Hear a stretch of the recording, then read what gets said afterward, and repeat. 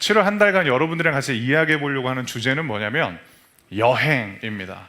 여러분 여행 좋아하세요?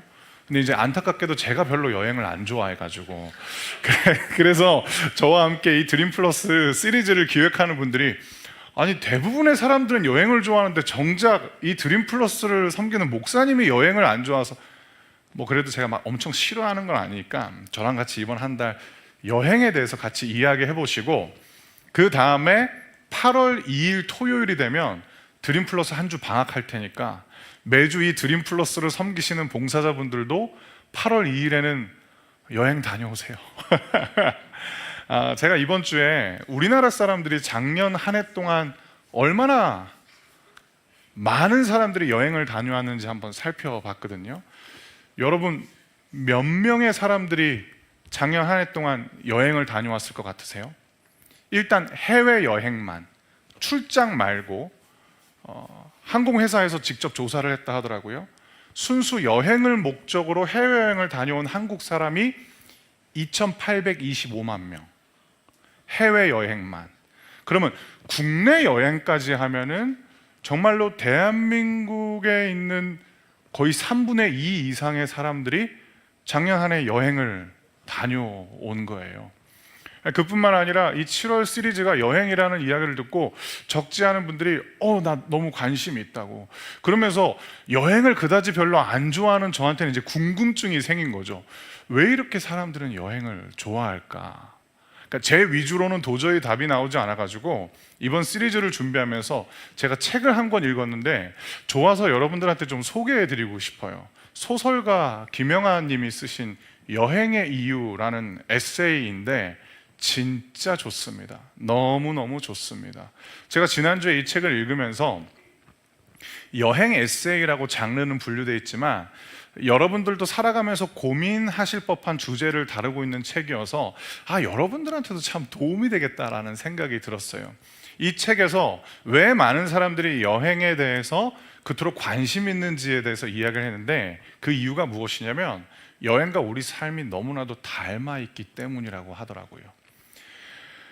그러니까 시대를 초월하고 그리고 국가를 초월하고 정말로 많은 시인들이 우리들의 인생을 여행에 비유합니다. 그리고 아름다운 노래를 쓴 작사가들도 우리들의 삶이 여행과 닮아 있다라고 이 책에서 기록하고 있어요. 그 중에 첫 번째 이유가 무엇이냐면 여러분들도 여행을 해보셔서 아시겠지만 여행자에게 있어서 여행지는 대부분 낯선 곳이잖아요. 물론 갔던 곳을 간다 할지라도 적지 않은 시간 동안에 그곳은 이제 낯선 곳이 돼 있거든요. 그런데 여행자가 그 낯선 곳이 익숙해질 때면 떠나야 되잖아요.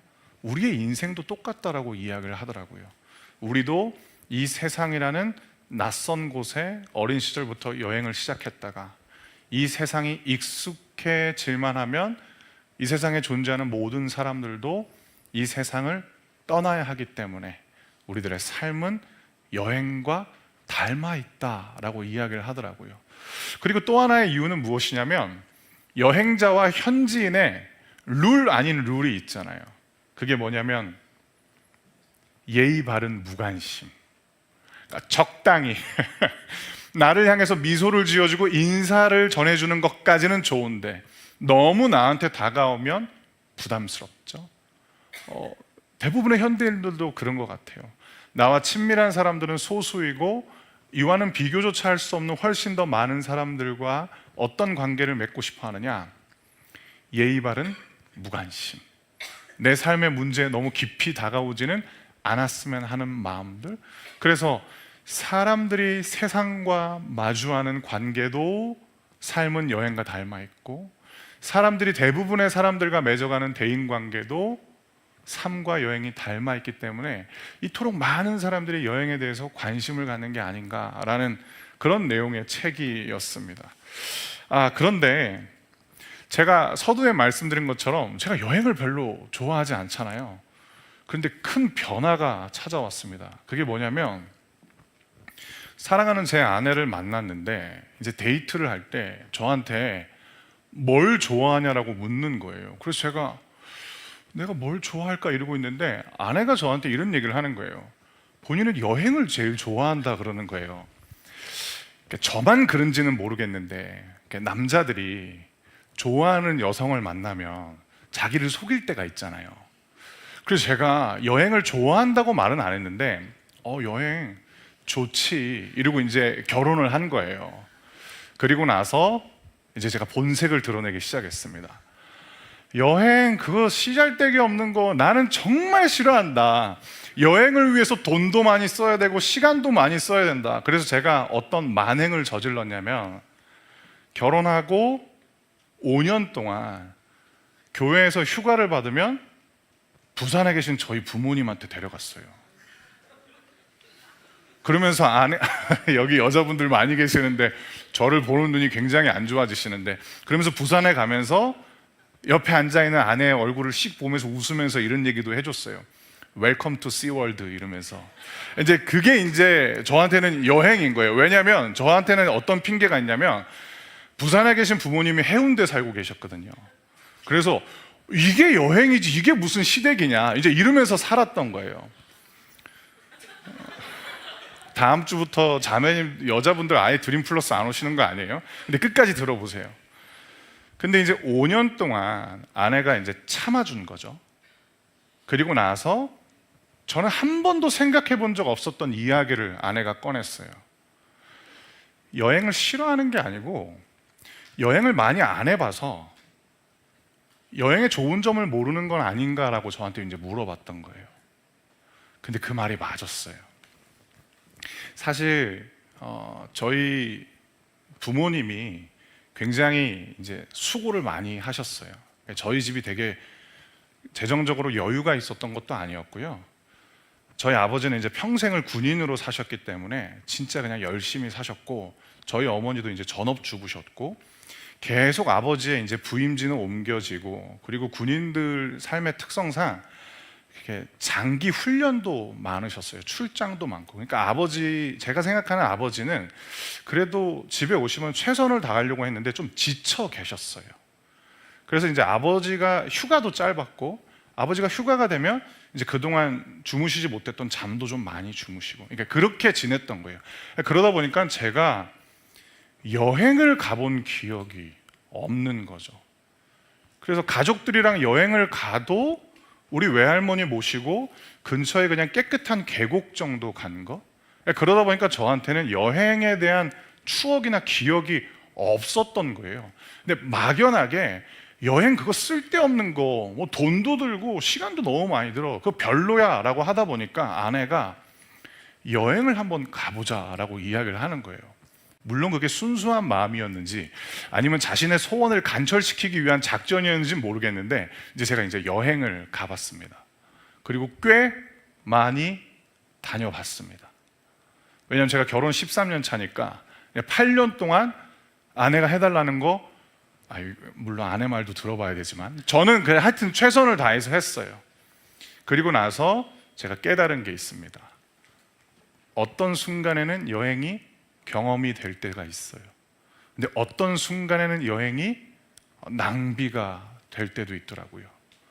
그것을 결정하는 기준 하나가 있었는데 그것이 무엇이냐? 이유였어요. 여행의 이유. 여행의 이유가 명확하면 명확할수록 그 여행은 저한테 소중한 경험이 되었고, 여행의 이유가 모호할수록 저한테는 사실은 그게 낭비였어요. 이유라는 이 두 글자를 좀 더 풀어서 설명하면 어떻게 여러분들에게 말씀드릴 수 있을까? 저는 마음의 동기라고 말씀드리고 싶어요. 마음의 동기가 명확하면 여행은 정말로 저한테 유익하더라고요. 근데 여행뿐만이 아니라 하나님께서 어떤 사람을 도와주시고 하나님께서 기뻐하시는 사람들의 특징, 그것도 성경에서는 마음의 동기가 결정한다라고 우리에게 가르쳐 주더라고요. 그 내용이 잠언 21장 2절 말씀인데 제가 여러분들에게 한번 읽어 드릴게요. 여러분들은 자막을 통해서 확인해 주시겠어요?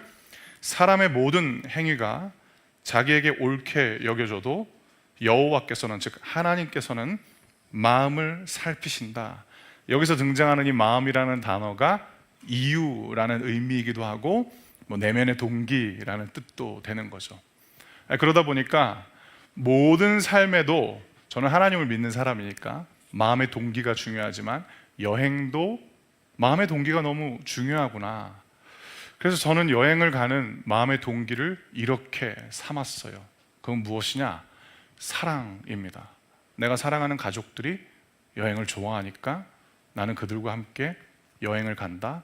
이 동기가 명확하면 모든 여행이 저한테는 낭비가 아니라 소중한 경험으로 남게 되더라고요. 아내만 여행을 좋아하는 게 아니고요, 저희 딸도 저희 아들도 여행을 좋아하고, 솔직히 저는 아직도 그냥 심드렁해요.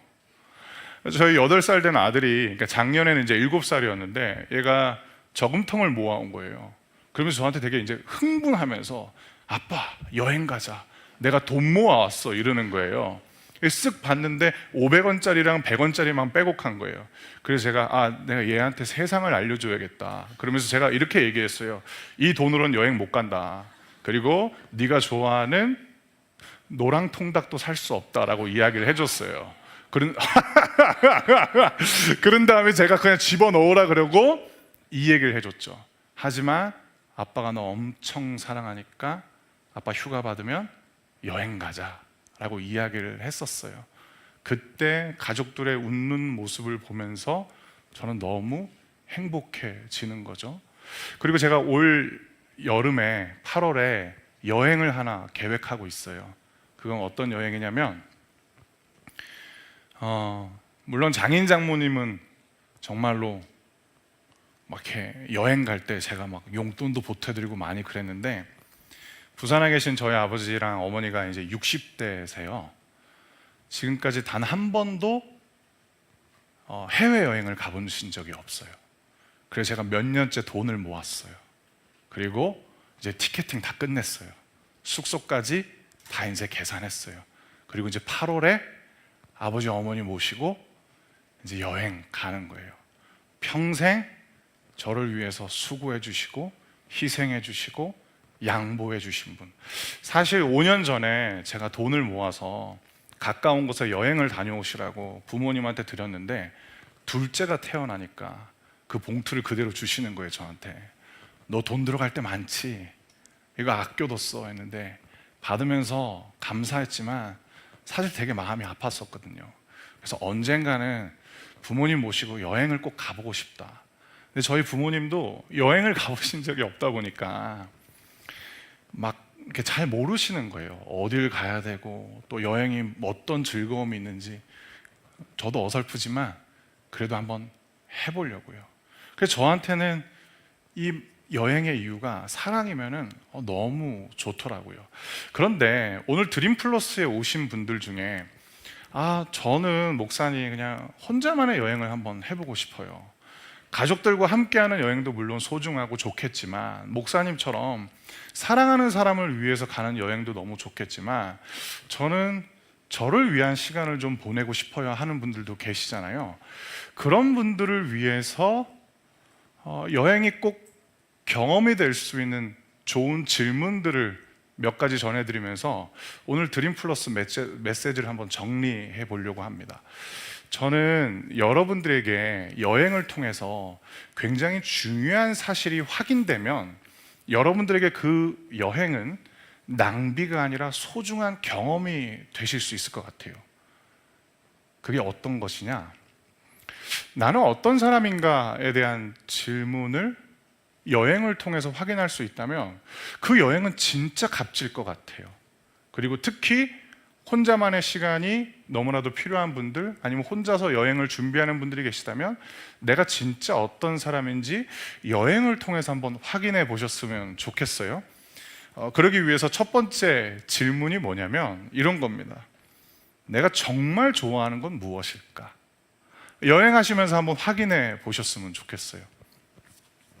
여기 계신 분들은 제가 내향적인 사람으로 보이시나요? 외향적인 사람으로 보이시나요? 그냥 할게요. 설교할게요. 저는 제가 착각하고 있었어요. 제가 외향적인 사람인 줄 알았어요.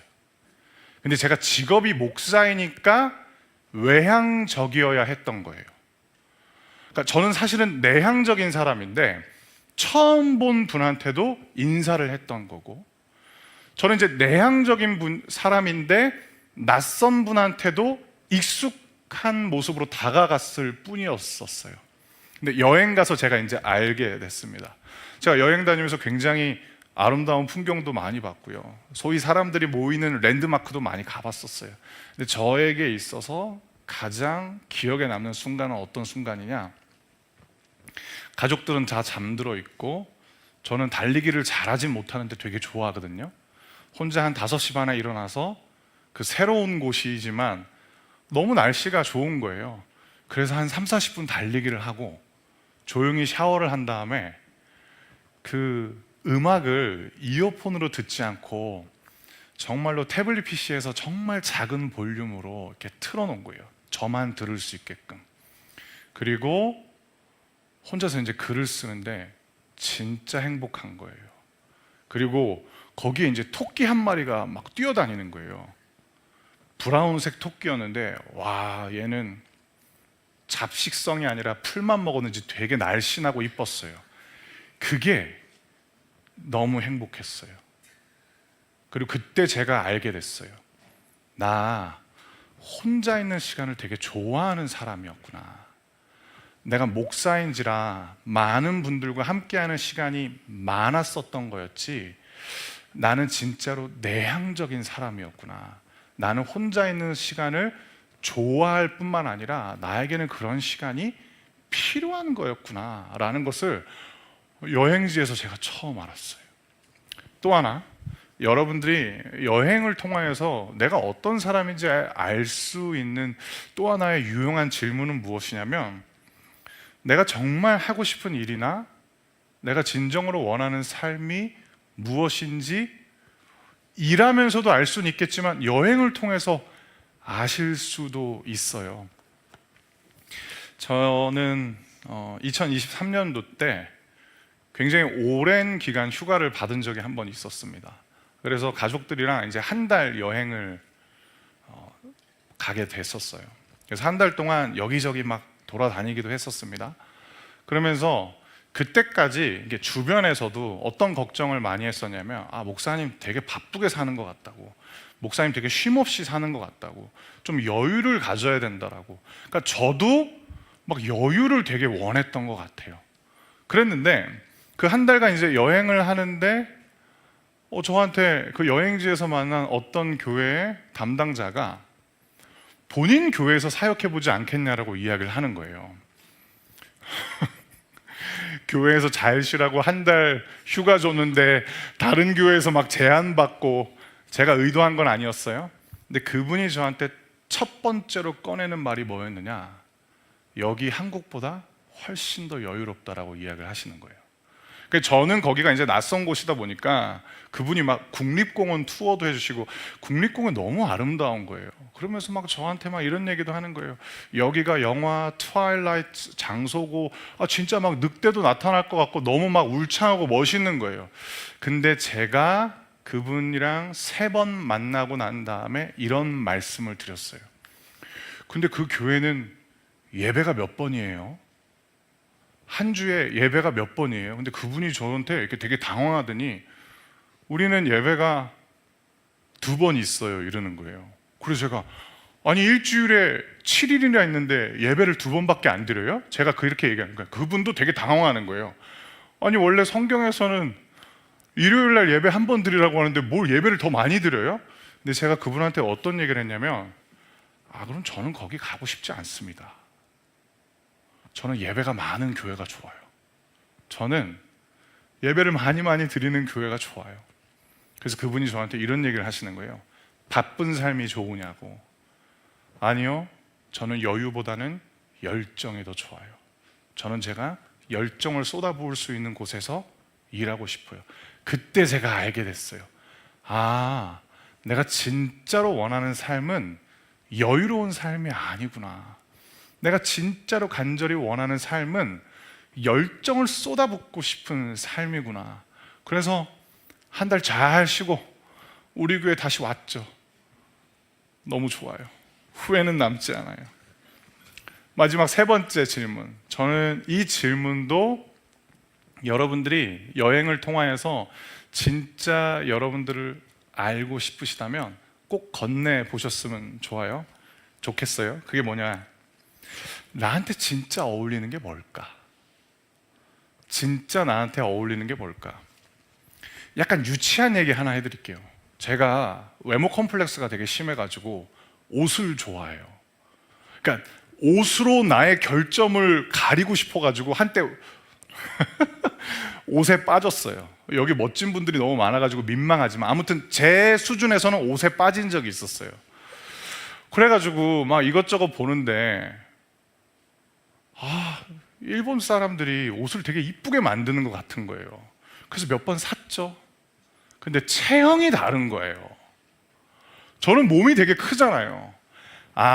내가 좋아하는 거랑 내가 어울리는 거랑은 좀 다르구나라는 걸 그때 한번 깨달은 적이 있었거든요. 근데 여행도 마찬가지더라고요. 저는 여러분 좀 부끄러울 수 있는데 멋있는 목사 되고 싶었어요. 그러니까 세련돼 보이는 목사가 되고 싶었어요. 안 어울린다라는 걸 알게 됐어요. 여행을 통해서 진짜 저한테 어떤 목사의 모습이 어울리는지 알게 됐어요. 저는 목사다운 목사 되고 싶어요. 정말 그냥 목사다운 목사로 살고 싶어요. 정말 목사처럼 보일 수만 있다면 주저하지 않고 저는 2대8 가르마도 하고 다닐 수 있어요. 저는 진짜 목사다운 목사가 되고 싶어요.